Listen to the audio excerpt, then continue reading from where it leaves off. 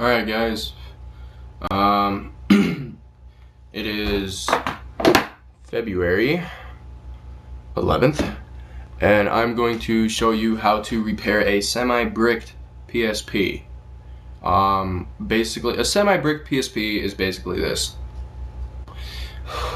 Only the recovery menu works on a semi-bricked PSP, meaning it won't load or anything. Now, also another thing for semi-bricked PSP is that when you restore the flash and reset the settings through the recovery menu, it'll still have the same problem. So basically what this means is you're gonna have to reinstall a custom firmware, either using a Pandora battery or this nice little thing called the Hellcats Recovery flasher. Now the Hellcats Recovery flasher is pretty special. And I'm going to show you how to install it correctly so that you can use it to repair your semi-bricked PSP and not have to use a Pandora battery and a magic memory stick at all. So if you do not have a Pandora battery on hand and you only have one PSP, so you can't make one to do this, to repair the semi-brick, this is the program for you to use on the PSP. So without further notice, for all you guys that have a semi-bricked PSP, here we go on repairing it as soon as possible. So let's get to it. Alright, so here's a PSP. Now this PSP is perfectly functional, but I'm just going to show you what it would look like if you had a semi-bricked PSP. Basically, if it was semi-bricked and you didn't have a magic memory stick, for an example, if you don't have a magic memory stick and you plug a Pandora battery in, you will see that the whole screen is going to be black like that, and the green light will be on, and that's it. That's what a semi-bricked PSP is. Or when you restart it, you won't see any of the icons. You will just see the wave background that is there. So let's say this is semi-bricked, so I'm just going to reset the device, and when you turn it back on, hold down the R trigger when you turn it on, and it will come to the recovery menu. And again, if it is semi-bricked, then this is what it will look like. If it is totally bricked, then you will have to get a Pandora battery somewhere. Basically what you're going to do is you're going to take a USB cable and plug it into your PSP. Now in the recovery menu, it's not going to do anything, but simply all you're going to do is select toggle USB. Now the USB will enable, and it won't show it or anything, but let's come to the computer. Alright, so after toggling the USB, you're going to go to the removable drive of the PSP's memory stick. Now you're going to open this up, and this is going to be the root of the memory stick. Now, for an example, we're going to downgrade this to 5.00 M33 because that's about as high as the the Hellcats Recovery flasher goes.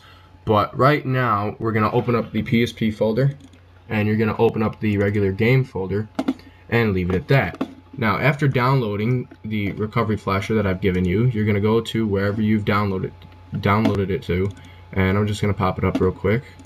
And the file that you're going to download is this right here. It's going to be called the rflash160.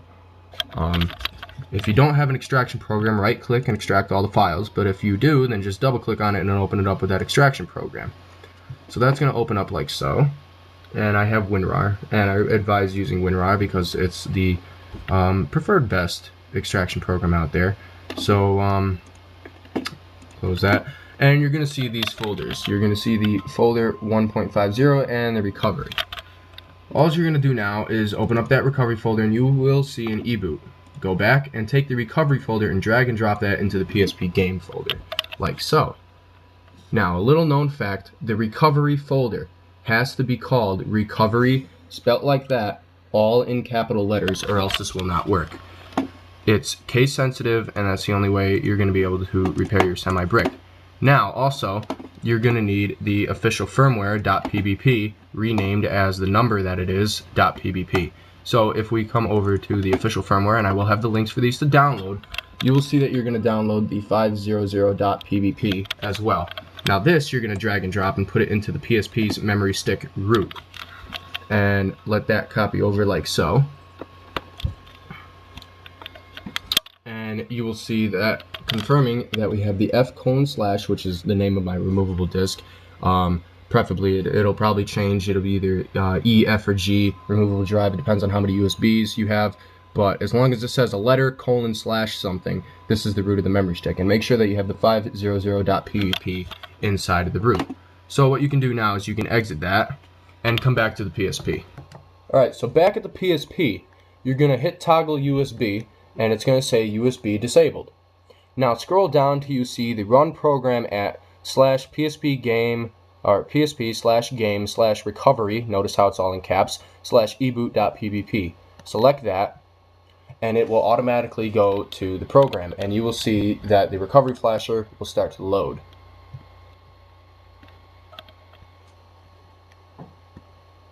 Now, if it's a PSP 1000, this will come up. Just hit I agree, and never show this again. It's the last one. And basically, you're going to come to this screen. Now, you're going to need to charge your battery above 70%, I believe. But you will see target firmware 500 at the top there. Simply what you're going to do is install custom firmware of version selected above. That's the second one down. Notice where my arrow is.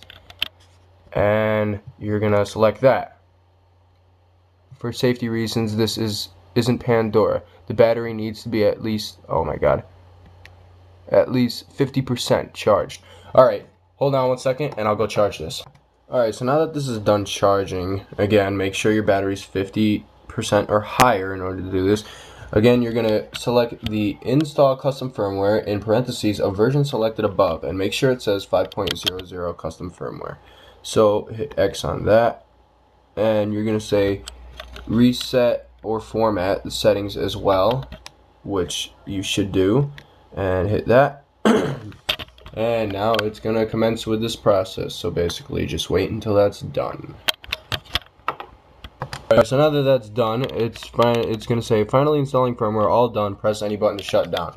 So I'm just going to hit the X button here.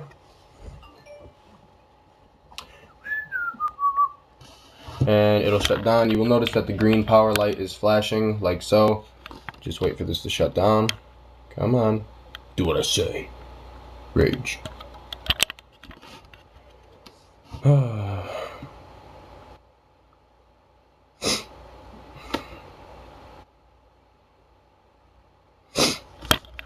Then the power button will stop flashing, go to solid, and then finally it'll shut down. So then just turn it back on.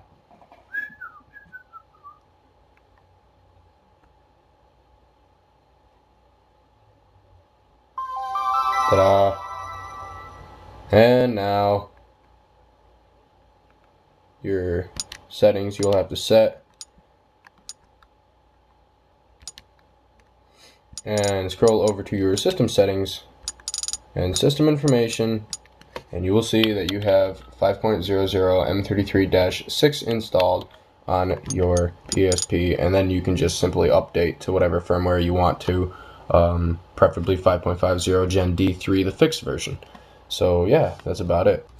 So that's how you repair a semi-bricked PSP using the Hellcats Recovery Flasher. No Pandora battery needed, which is a good thing, and you don't need a magic memory stick as well. So, using this program, it makes life a whole lot easier and everything. So, other than that, thanks for watching. I hope this helps you guys a lot. I presume it will. And other than that, yeah, subscribe to my channel to keep up to date with more videos to come for PlayStation Portable, iPhones, cell phones, and computer program reviews and things like that.